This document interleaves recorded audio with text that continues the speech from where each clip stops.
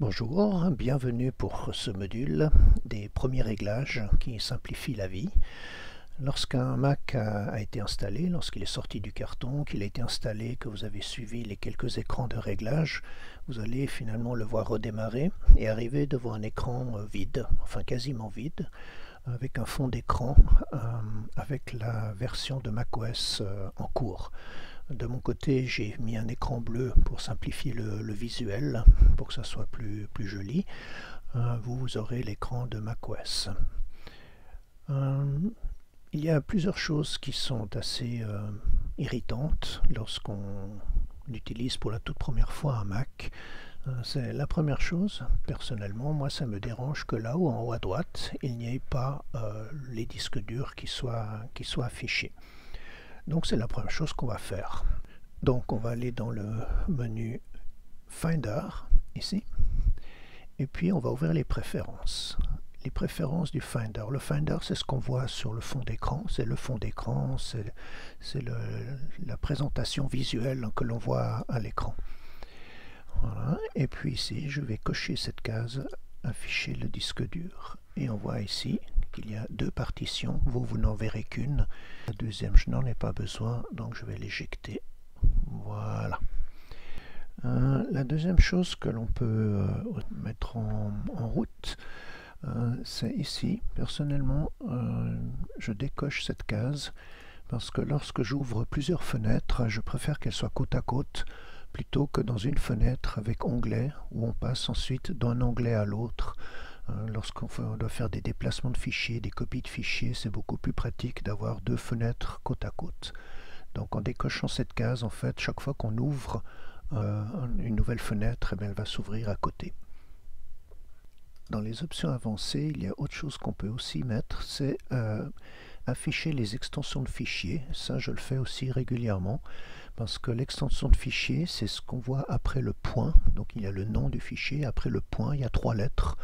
Alors il y a JPG, JPEG pour quand c'est une image, il y a un point doc quand c'est un document Microsoft Word, etc. Donc il y a un point MP3 lorsque c'est la musique. Donc c'est la signature du fichier. Je trouve important de pouvoir voir visuellement de quel type de fichier il s'agit. Et on peut immédiatement repérer aussi souvent l'application qui a créé ce fichier, si on connaît un peu ces extensions. Bien, il y a encore une chose que j'aimerais améliorer, c'est que chacun sait que sur une souris, il y a deux côtés. Il y a le côté gauche que l'on clique habituellement, et il y a aussi le côté droit qui permet d'afficher un menu contextuel. Et même si les souris Apple ont une surface lisse et qu'on a l'impression qu'il n'y a pas de bouton dessus, lorsqu'on clique à droite, on peut très bien activer ce qu'on appelle le clic droit. Actuellement, ce clic droit doit être activé en appuyant sur la touche CTRL. Lorsqu'on fait un CTRL-clic, on voit le menu contextuel apparaître, mais lorsqu'on clique à droite sur la souris, il ne se passe rien. Alors voilà, ça c'est typiquement quelque chose qui m'irrite. Donc pour régler ça, on va aller dans les préférences système que l'on voit ici, que l'on peut lancer depuis le dock, ou alors qu'on l'on peut lancer ici depuis le menu pomme. On fera bien sûr le tour de tous les menus dans d'autres modules, mais là on va aller dans différents endroits pour faire ces premiers réglages. Voici les préférences système. Là, on a vraiment la plaque tournante de tous les réglages du Mac. On y reviendra en détail pour chacun de ces éléments. Mais pour l'instant, on fait vraiment que les réglages rapides. Donc là, on voit qu'il y a la souris qui est ici. Donc on clique sur la souris. Et là, on a deux réglages à faire. Alors le premier, c'est le clic secondaire. On va activer ce clic. Et maintenant, si je me mets de ce côté-là et que je clique à droite, je vois apparaître le menu contextuel. Et je n'ai plus le besoin de la touche CTRL pour l'activer. Bien sûr, ce sera expliqué ce que c'est que ce menu contextuel, à quoi il sert et pourquoi il permet d'être, pour nous, d'être plus rapide et plus efficace. La deuxième chose qui est assez aussi un petit peu surprenante, je vais ouvrir ici et puis prendre quelque chose qui a un petit peu beaucoup d'éléments, voilà ici. C'est le fameux ascenseur qu'on voit ici. Okay. Lorsqu'on utilise le doigt et qu'on glisse le doigt sur la souris, ou alors qu'on a une petite roulette au milieu et puis qu'on bouge la petite roulette, lorsque je descends le doigt, je vois que ça monte. Et lorsque je monte le doigt sur ma souris, je vois que ça descend.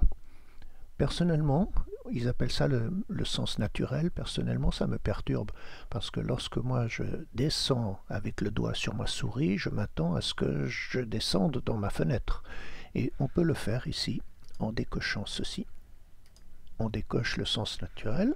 Et maintenant, je reviens dans ma fenêtre. Et lorsque maintenant je descends le long, ou bien que je glisse vers moi, en fait, le doigt, je descends.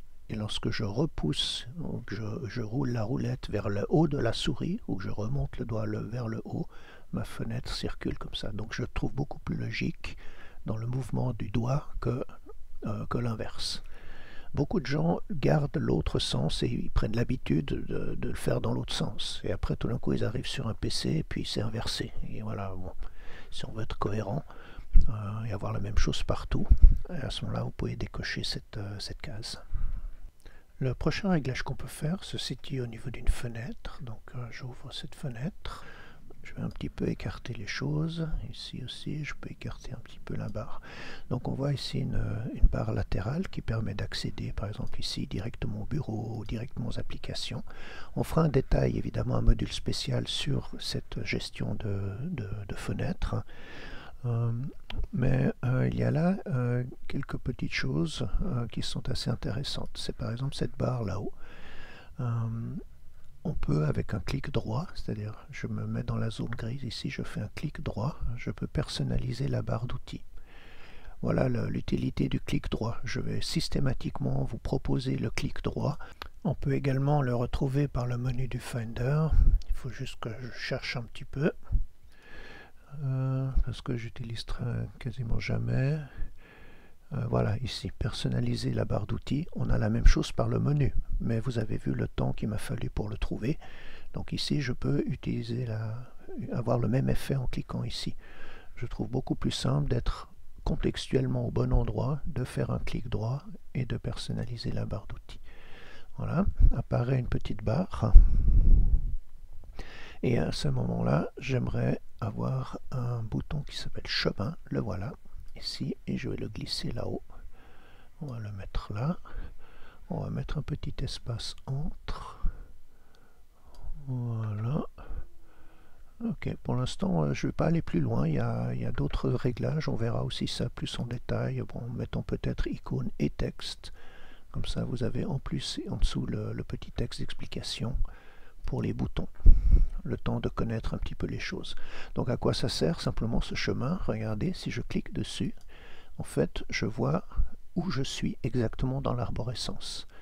Je suis ici sur mon appareil, macOS 10, dans ma partition. Je suis dans le disque dur macOS, c'est celui qui est ici à droite en haut, et je suis dans le dossier application. Si maintenant je vais par exemple dans Documents, dans macOS et puis dans Capture, voilà, et puis même encore ici, et je me dis bon, je suis où là finalement? Eh bien, je clique ici et je vois que je suis allé dans le dossier utilisateur macOS, je suis dans le dossier documents, je suis dans le dossier de cours, dans le dossier capture, et voilà. Donc ça permet de se repérer. Et c'est très important aussi, par exemple, lorsqu'on a mis une clé USB qui apparaîtrait à droite sur le bureau, en dessous de macOS, donc là, ou un disque externe, ça permet, lorsqu'on commence à manipuler des fichiers, à les déplacer, à les sauvegarder dans un endroit ou dans l'autre, ça permet de se dire, bah, tiens, mais en fait, je suis où là? Je suis sur mon disque dur ou je suis sur mon disque externe? Et bien ici, il suffit de cliquer là, et on voit ici que je suis sur le disque dur. Si j'avais été sur ma clé USB, ben, j'aurais eu le nom de la clé USB avec l'arborescence effectuée dans ma clé USB. Donc ça, ce chemin, je le trouve très, très utile, très important. La barre latérale, nous allons aussi en parler assez souvent. Je vais tout de suite faire quelque chose qui m'intéresse personnellement pour le cours. C'est que j'ai préparé ici un dossier que je vais utiliser pour les démos, etc. Au lieu de chaque fois cliquer sur Document, je vais le prendre comme ça et je vais le mettre. Vous voyez la petite barre horizontale qui arrive, là c'est l'endroit où je peux le poser. Donc voilà, je vais le poser là. Et maintenant, lorsque j'ouvre une fenêtre, un double clic, et je clique dessus et j'y suis directement. alors qu'autrement j'aurais besoin de 2 clics. Et ça évidemment vous pouvez le faire avec beaucoup de choses. Si maintenant je veux mettre les vidéos en évidence, par exemple, voilà, je mets les vidéos, et là du coup au lieu de faire 3 clics pour arriver dans les vidéos, eh bien je vais en faire plus qu'un. Hop, vidéo, et voilà, et j'y suis directement. Ok. Une dernière chose que je peux faire à ce niveau-là, c'est que ces présentations en icône ici, vous allez très vite voir que c'est assez difficile de se repérer de cette manière-là.